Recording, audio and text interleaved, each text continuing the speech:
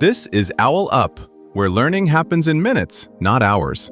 For a deeper journey, explore all our courses at owlup.co. Now, let's dive in.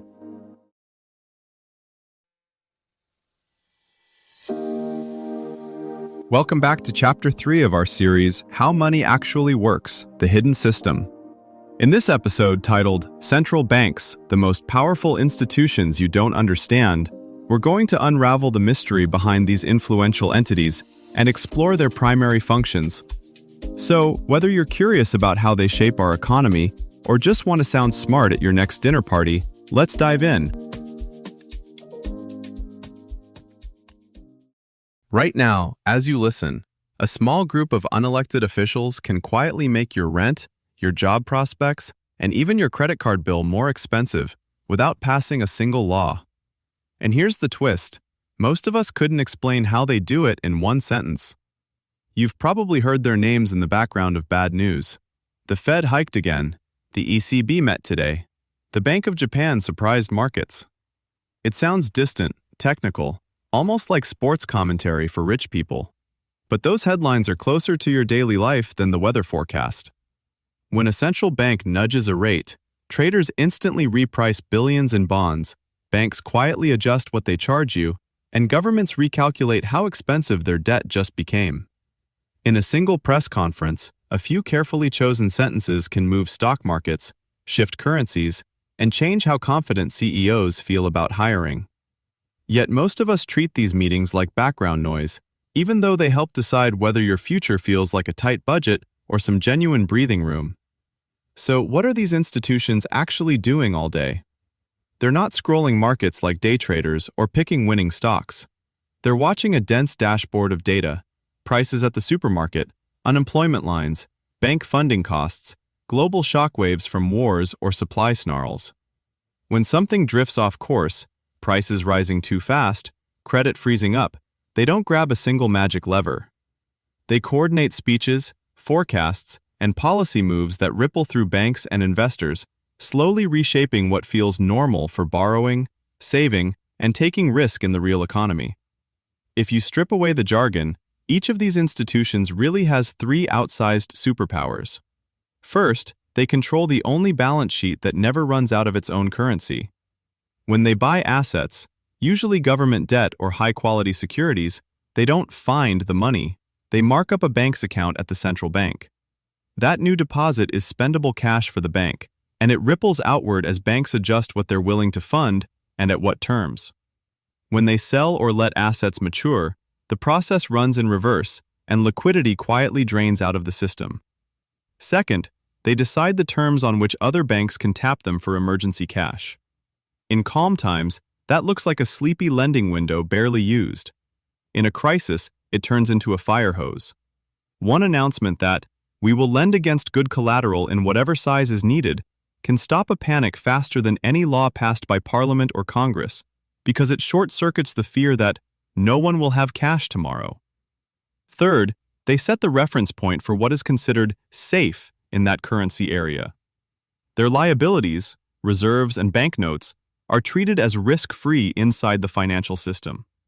If they're trusted to defend the value of that unit of account over time, an entire hierarchy of contracts, from your savings account to a 30-year corporate bond, can be priced with some confidence.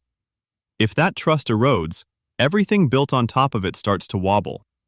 Now, the striking part isn't that they have these tools, but how constrained they actually are when they use them. Push too hard to stimulate, and they risk inflation or asset bubbles. Lean too hard against inflation, and they can trigger recessions and job losses.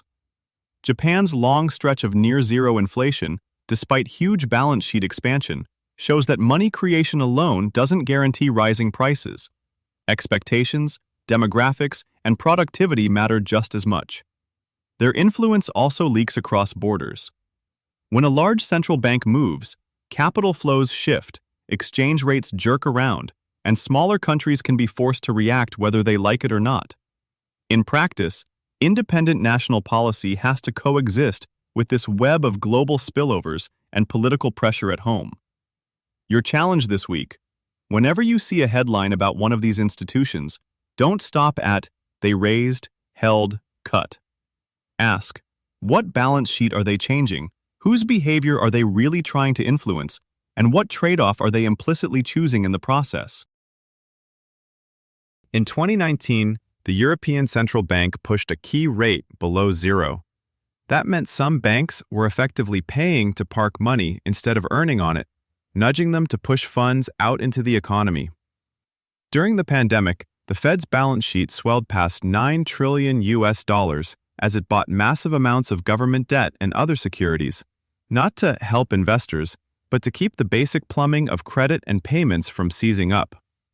Japan, by contrast, spent decades experimenting with large-scale asset purchases and ultra-low policy settings, yet inflation barely budged, hovering near 0.3% on average. That contrast quietly rewrote the playbook. More money in the system isn't enough if people still expect prices to stay flat and firms don't see reasons to invest. A 1-point shift in the Fed's key rate has also tended to move U.S. mortgage costs by roughly 0.7 points over the following year, showing how decisions made in a secure boardroom eventually echo in something as ordinary as your monthly payment.